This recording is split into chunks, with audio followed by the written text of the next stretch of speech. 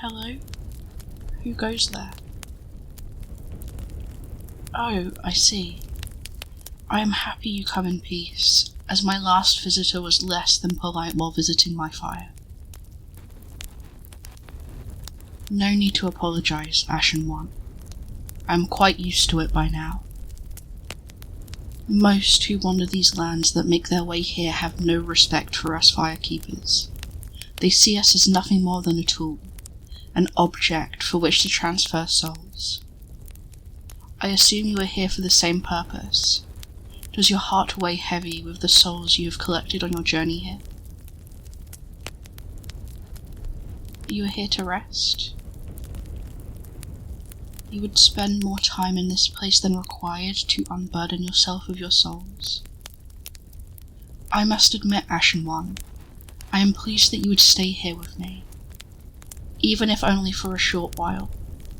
It has been years since a traveller has rested here.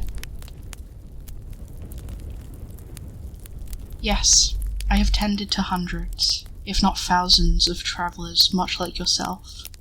However, all of them leave just as quickly as they arrive. I understand that I am just a servant to the flame, but sometimes I cannot help but feel lesser than others. Ashen One, I do not wish to speak ill of the flame, but if I am being honest, I envy you. For my entire life I have tended to this very flame. I have kept it lit and healthy ever since I could control my abilities. I have never left the walls of this shrine.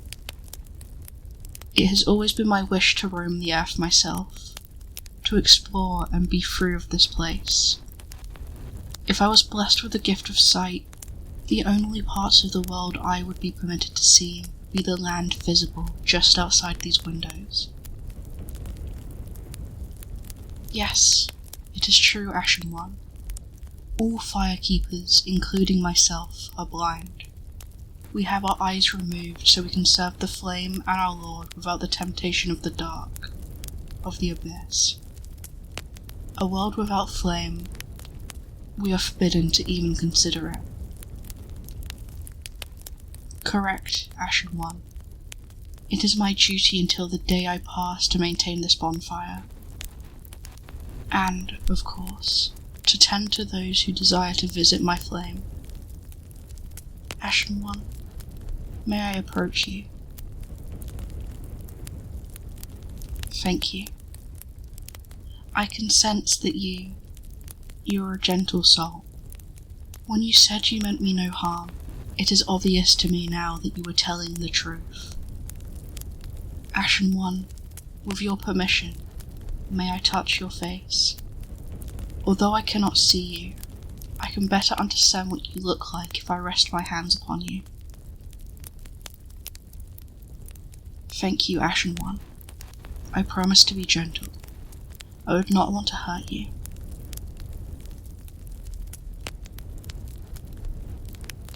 Your face matches your soul, Ashen One. I am happy to know my senses are still as sharp as ever. However, I can also sense something else. You carry a weight on your shoulders, do you not? A burden that weighs your mind down and keeps you at bay. If you wish to speak, I will gladly listen. Tell me, Ashen One, what upsets you? So it is the Darksign that has been weighing on you. The cycle of dying and being brought back over and over again is a painful one. You feel the pain of each time you pass, don't you? I am so sorry, Ashen One. The life of the undead cycle is a cruel, desperate cycle of pain, death, and violence. It is the path the gods have doomed us for the sake of keeping the fire alive. Each time the fire is linked, the cycle is extended, and so is your suffering. I am certain this cycle has exhausted you, has it not? This shrine may appear desolate and in disrepair, but I assure you, it is a safe place for you to rest your head. If you decide to stay here with me, I shall watch over you as you rest and keep you safe. I may not look like much, but I am more than capable of protecting you, if needed. Oh, do not worry, Ashen One. The walls within this shrine will protect us from the hollows and evil creatures which roam just outside. Even if they were to enter, and I was not here to protect you, the bonfire itself repels all dark beings from approaching.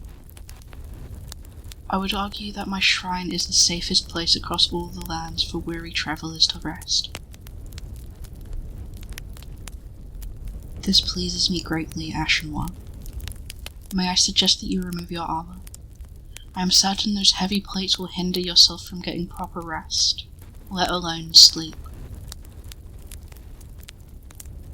If you would excuse me, I shall fetch you a blanket and something to rest your head upon. I would feel guilty if I did not do everything I could to make you as comfortable as possible.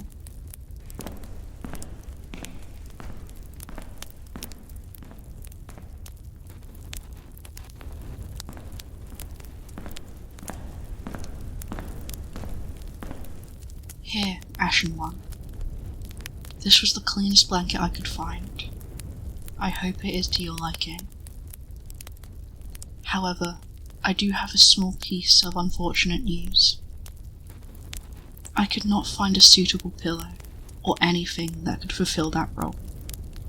I have searched high and low to provide for you, but I could not find anything that I deemed satisfactory. For that, I sincerely apologize. I do have a suggestion, but I fear it may cross a boundary. If it would be alright with you, and with your express permission, I would allow you to rest your head in my lap. I understand that this is a rather unconventional suggestion, but it is my duty to tend to you to the best of my ability.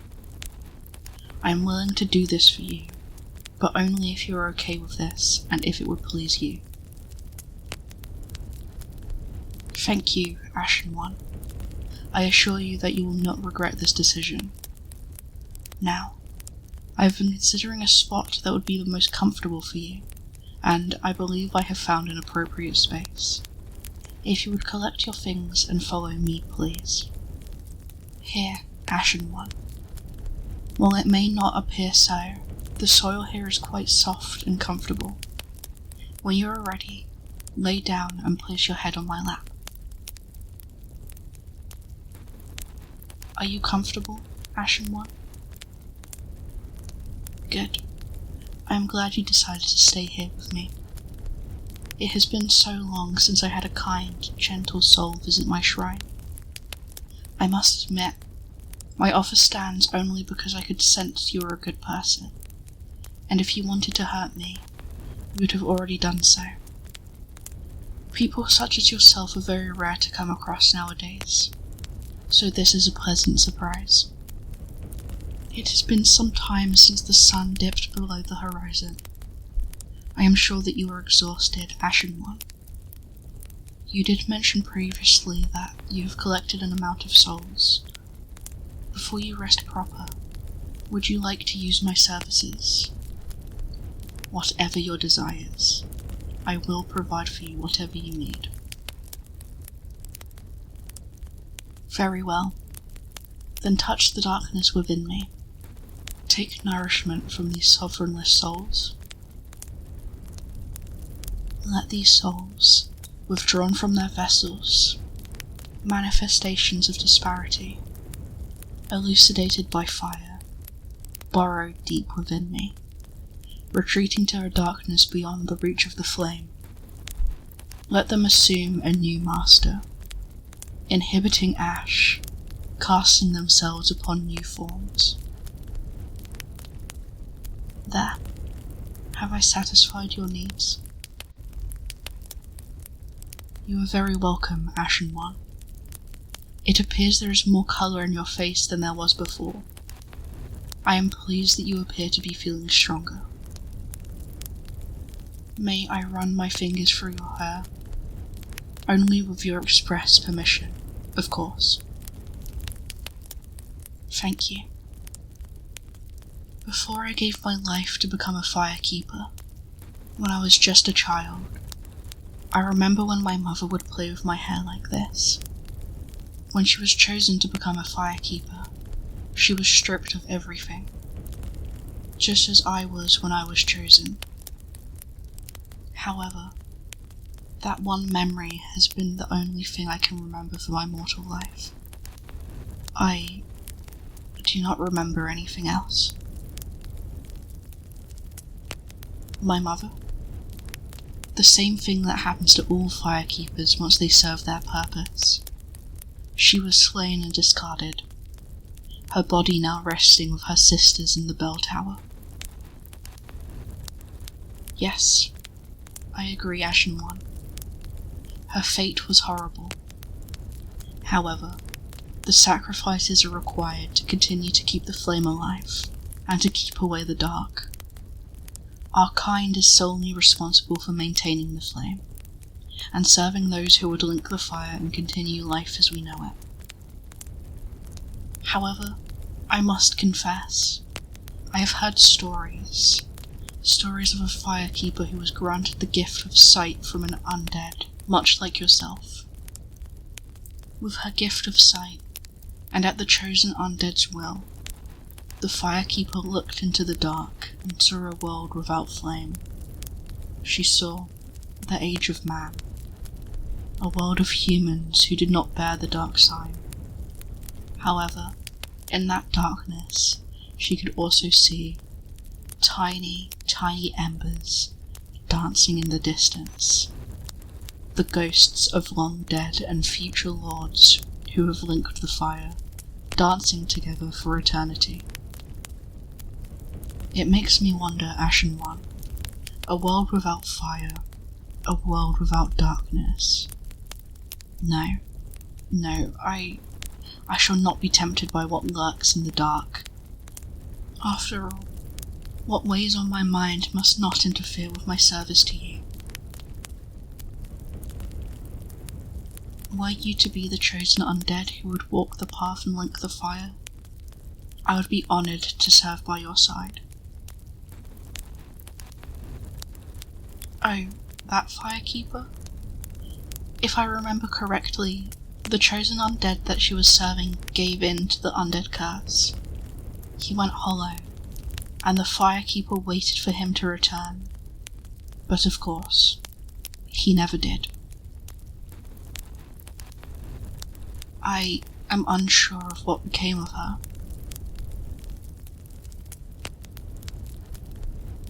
Ashen One, are you ready to drift to sleep? Is there anything else I can do to help you relax? You enjoy my voice? You flatter me, Ashen One. Would it please you if I told you a story? Very well. Let me think. Yes, I remember now. Long ago, during the age of Lord Gwyn, there was a knight. His name was Artorius, and he was one of the 4 Knights of Gwyn, all known to be his most loyal and fearsome warriors.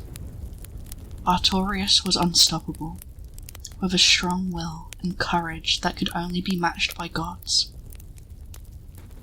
As a knight dedicated to keeping the flame burning, Artorius despised all things that lurked in the dark, hated all things born from the abyss. He was particularly angry with the primordial serpent, Kaif, and his army of dark wraiths. Artorius made it his personal mission to fight against the abyss, and to put Kaif and his servants to rest. Seeing his dedication to this cause, Lord Gwyn gave Artorius a ring, one which would allow him to better wield the massive greatsword he had become associated with. This, along with his shield, Artorius was known as one of the most brutal and efficient warriors to have ever served a lord in written history. With his loyal companion, the great grey wolf Sif, by his side, Artorias had solidified himself amongst legends.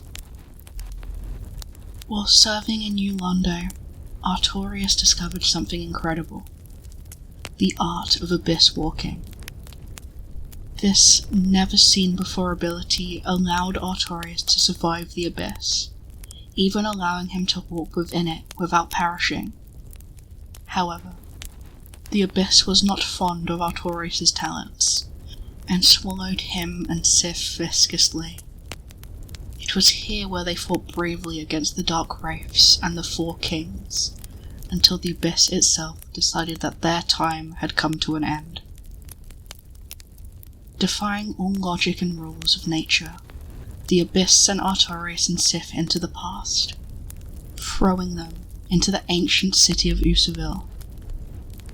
Despite this, Artorias soldiered on and took up the task of rescuing the princess from the ever-approaching abyss. They followed the darkness to the depths of the abyss, until they were finally able to confront Manus, the father of the abyss. The battle was long and violent, and despite their best efforts, it was all for nothing. Manus bested Artorias, shattering his left arm. In a final act of compassion for Sif, Artorias sacrificed his shield to protect him from the evil that surrounded them, and Sif was able to get away. Artorias was left to wander Ulasil, still clinging onto his mission. However, the abyss was eating away at him, to the point where it had fully corrupted him. Artorias had gone hollow.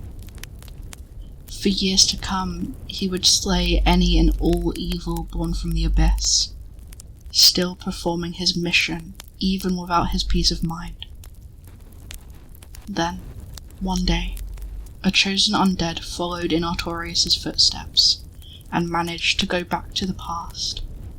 They cleansed Ulasil of the abyss, saved the princess, and then came face to face with what remained of Artorias. In a gruesome battle, the chosen undead managed to defeat Artorias, finally laying the broken warrior to rest. His mission was complete. To this day, Sif guards Artorias' grave, which stands as a monument to brave warriors from all walks of life. It is said that those who face the abyss after Artorias walked within it can feel his presence there, protecting them against the endless darkness. His spirit lives on just as he did in life, fearless in the face of evil. Oh, good. You are asleep. I hope you sleep well, Ashen One. Perhaps it is you who will be the next Lord. Yes. Now that you are here at my side, I can sense it. It shall be you, will it not? I wonder, will you link the fire? Will you allow the flame to burn out and bring about the age of man?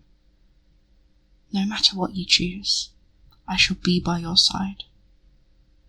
And no matter what happens, don't you dare go hollow. Good night, my lord.